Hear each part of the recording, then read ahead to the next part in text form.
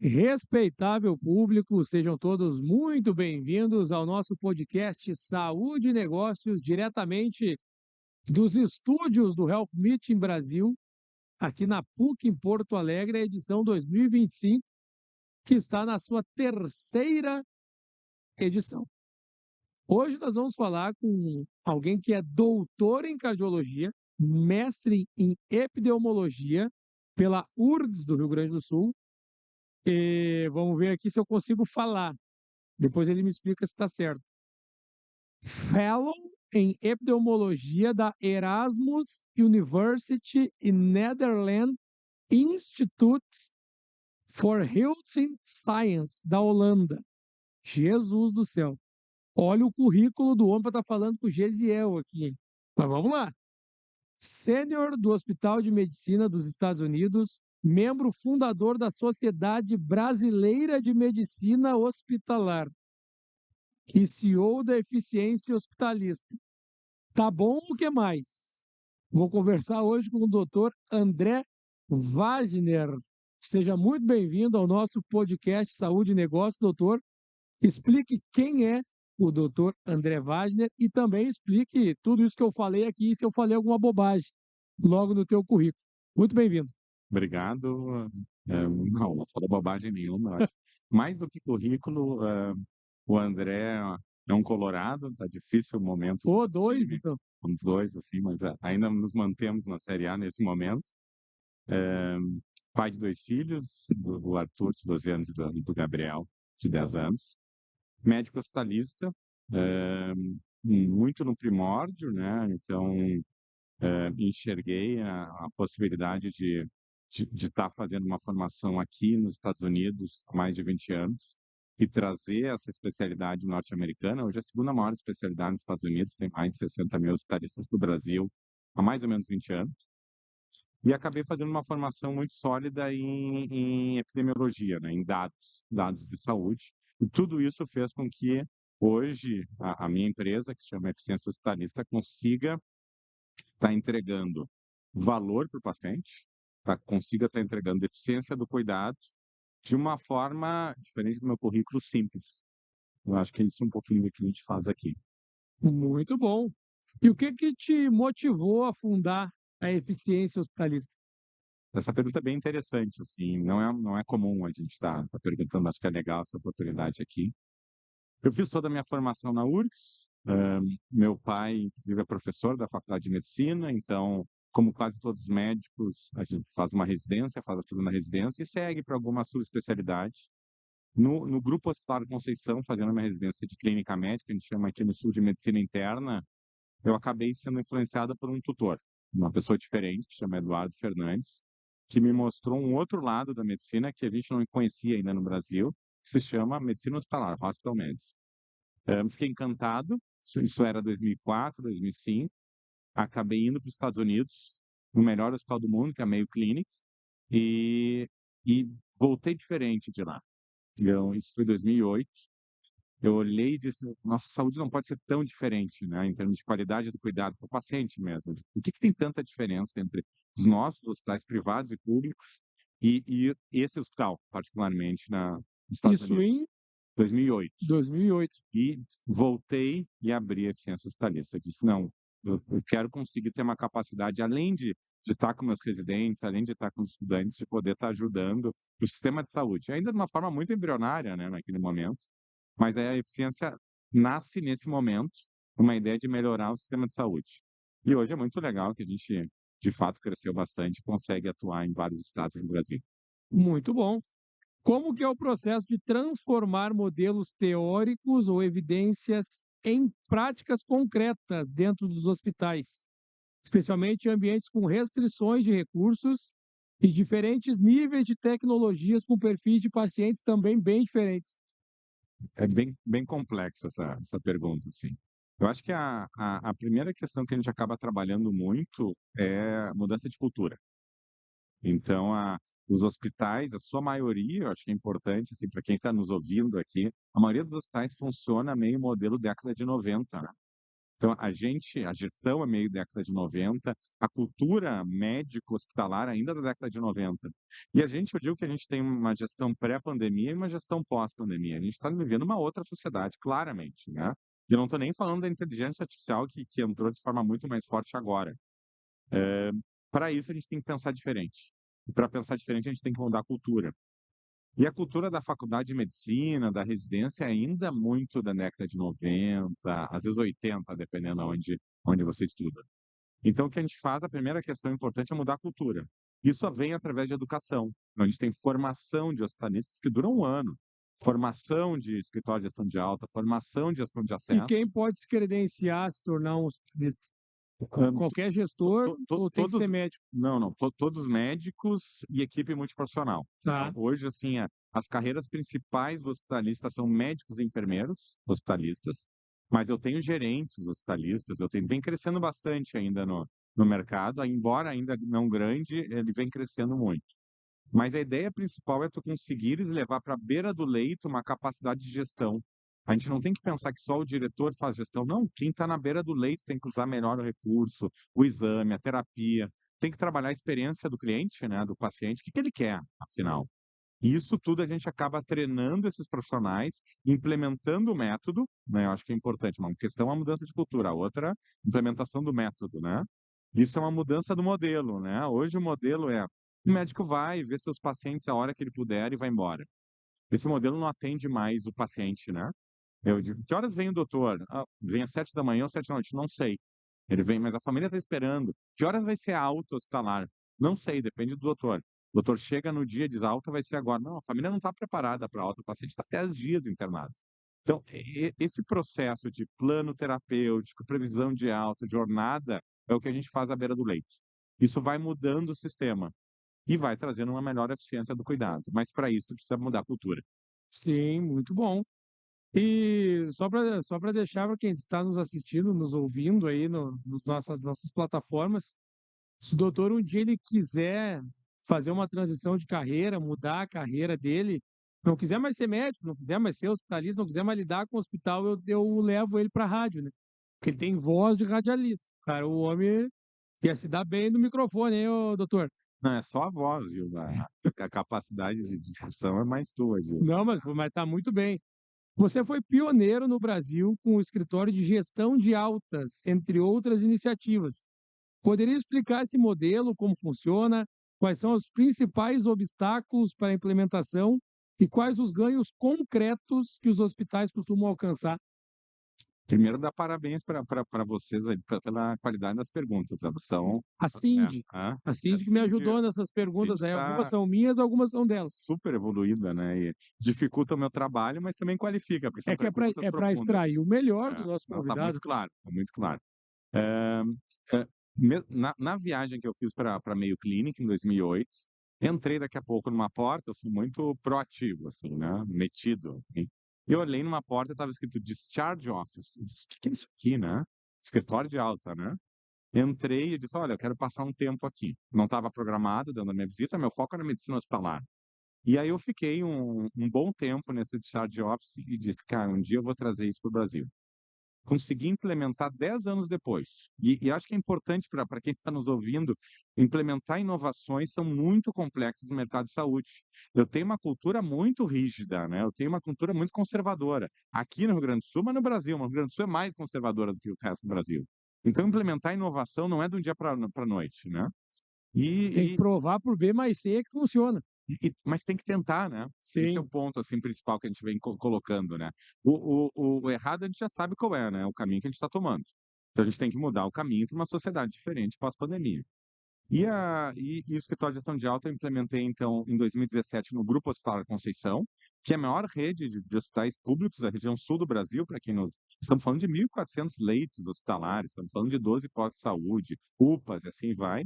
E a gente diminuiu muito, a gente diminuiu em 20% o tempo de internação em várias áreas do hospital. Isso fez com que o hospital atendesse muito mais gente com o mesmo número de leitos, com as mesmas pessoas, com o mesmo custo fixo.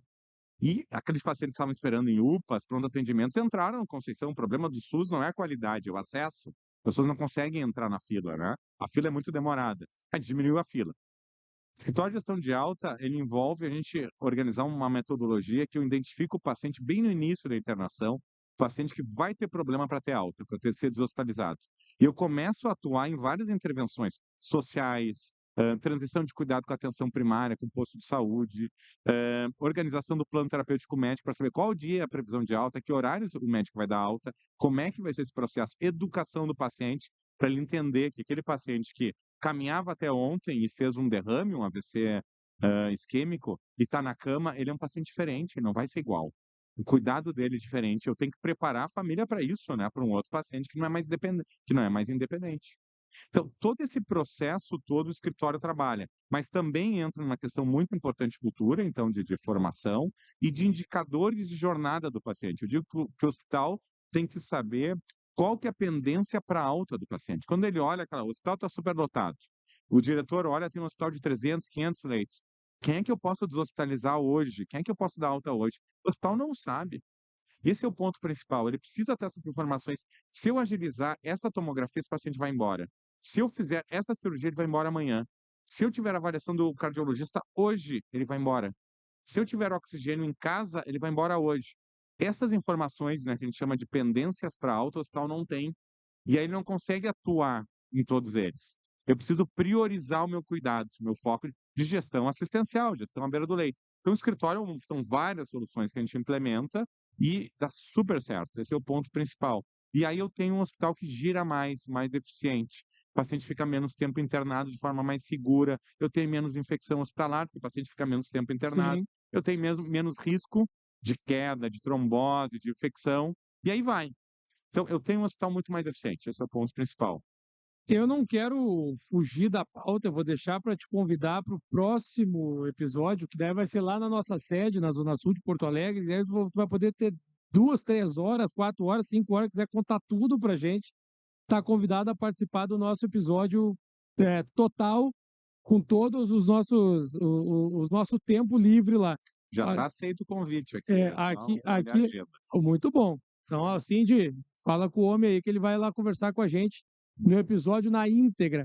Aqui, como a gente tem o tempo menor, eu quero deixar mais porque está na pauta, mas eu quero já deixar registrado aqui. Eu quero te perguntar sobre o hospital ali da Matias Velho de Canoas, que teve a enchente no ano passado e teve que retirar todo mundo às pressas.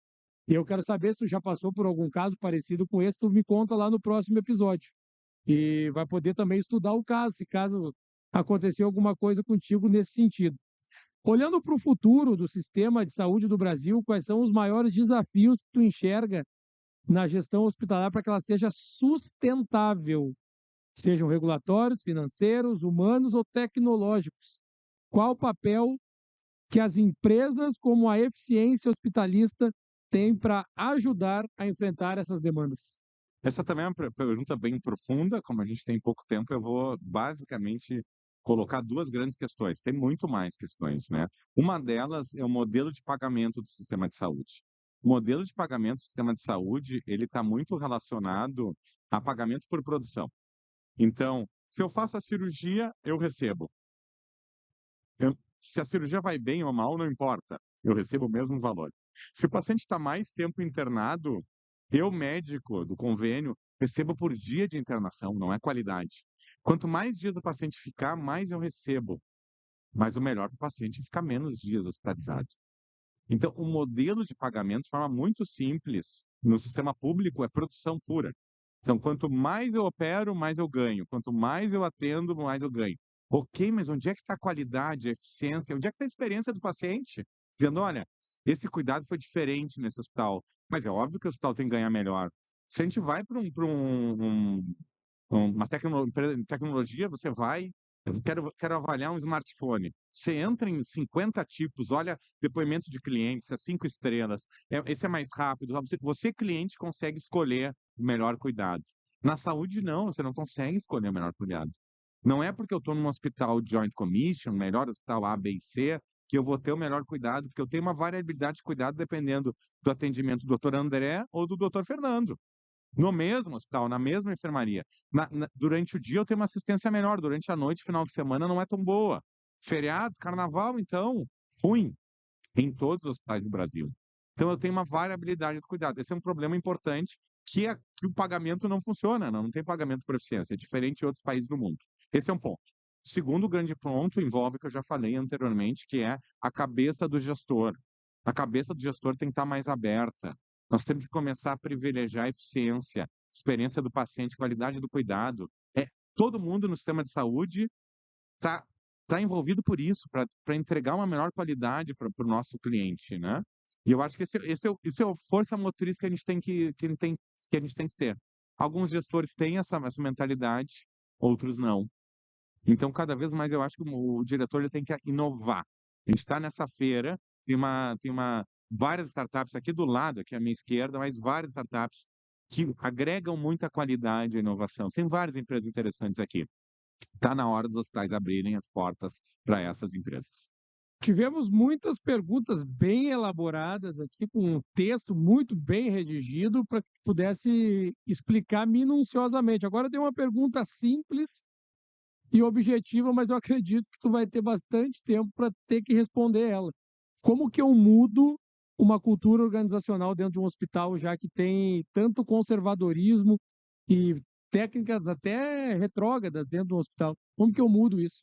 Não, também é uma pergunta que não é simples, né? Porque Apesar de ser curta, ela não é simples. Não, se fosse simples, as empresas já saberiam, já teriam feito, né? Por que não Exatamente. mudam há décadas? Os países têm mais de 100 anos e continuam funcionando mais ou menos do mesmo jeito.